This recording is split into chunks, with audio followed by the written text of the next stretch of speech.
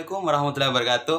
Halo semua, perkenalkan nama saya Muhammad Ezra Mansur dari Program Studi Ekonomi Syariah Angkatan 2020 Fakultas Ekonomi dan Bisnis Universitas Mula Warman. Nah, pada kesempatan kali ini saya akan memaparkan sebuah materi tentang paragraf dalam bahasa Indonesia. Nah, untuk mempersingkat waktu langsung saja. Simak penjelasannya berikut. Oke, baik. Paragraf dalam bahasa Indonesia. Nah, mungkin teman-teman sekalian belum pada tahu nih, apa sih itu paragraf? Nah, pengertian paragraf. Paragraf adalah kumpulan kalimat yang biasanya mempunyai satu ide pokok dan cara penulisannya sedikit menjorok ke bagian dalam atau menggunakan garis baru. Nama lain dari paragraf adalah alinea. Definisi lain dari paragraf menurut para ahli dalam bidang kebahasaan sebagai berikut. Menurut Ramlan, paragraf adalah bagian dari suatu keterangan yang terdiri atas sejumlah kalimat yang mengungkapkan satuan informasi dengan ide pokok sebagai pengendalinya. Kemudian menurut Handayani, paragraf adalah serangkaian kalimat yang saling bertalian untuk membuat sebuah ide atau gagasan baru. Kemudian menurut Wiyanto, paragraf merupakan sekelompok kalimat yang saling berhubungan dan bersama-sama menjelaskan satu unit pokok pikiran. Dalam Lunsford dan Connor dijelaskan bahwa paragraf adalah sebagai kumpulan kalimat atau group of sentences atau satu kalimat yang membentuk sebuah unit. Dapat disimpulkan bahwa pengertian paragraf adalah kumpulan kalimat yang saling berhubungan dan membentuk sebuah ide atau gagasan baru.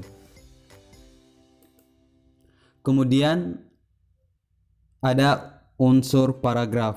Nah, unsur paragraf yang pertama itu topik atau gagasan utama, yaitu unsur yang paling penting karena unsur inilah yang menjadi jiwa atau isi dari keseluruhan paragraf. Kemudian kalimat utama adalah kalimat yang mengandung suatu gagasan utama yang diletakkan secara tersirat. Kalimat utama sifatnya umum.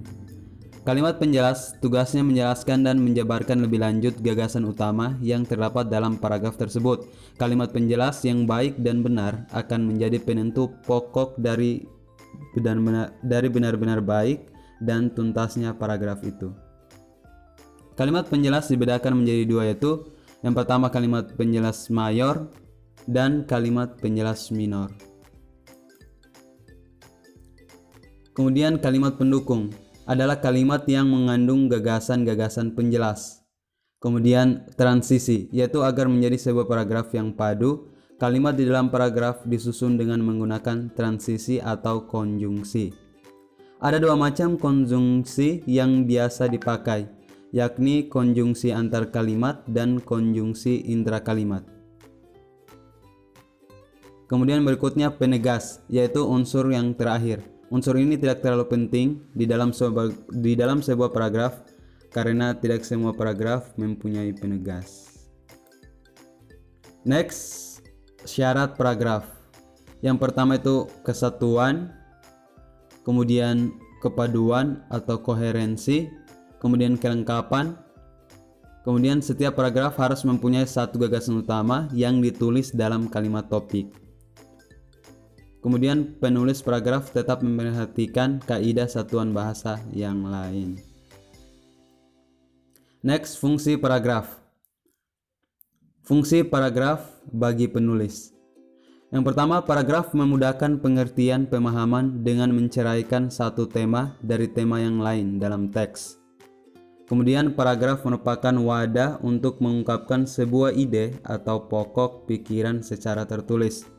Kemudian paragraf harus memisahkan setiap unit pikiran yang berupa ide sehingga tidak terjadi percampuran di antara unit pikiran penulis. Kemudian berikutnya fungsi paragraf bagi pembaca. Yang pertama, pembaca dengan mudah menikmati karangan secara utuh sehingga memperoleh informasi penting dan kesan yang kondusif. Yang kedua, pembaca sangat tertarik dan bersemangat membaca paragraf per paragraf karena tidak memberikan atau tidak melelahkan. Kemudian yang ketiga, pembaca dapat belajar bagaimana menarik untuk menyampaikan sebuah gagasan dalam paragraf tulis. Next, ciri-ciri paragraf. Yang pertama itu mengandung satu gagasan utama yang dijelaskan dengan beberapa pikiran penjelas. Kemudian pikiran penjelas yang betul-betul mendukung gagasan utama. Gagasan utama dan penjelas yang dikemas dalam kalimat yang lugas dan efektif. Dan kalimat yang satu berkait serasi dengan kalimat yang lain dalam sebuah paragraf. Kemudian bertakuk atau letaknya agak kedalaman, ke dalam 5. Oke, baiklah teman-teman semua. Demikianlah penjelasan materi yang telah saya sampaikan. Lebih dan kurangnya mohon dimaafkan. Dan jangan lupa untuk like, comment, and subscribe. Wassalamualaikum warahmatullahi wabarakatuh. Bye.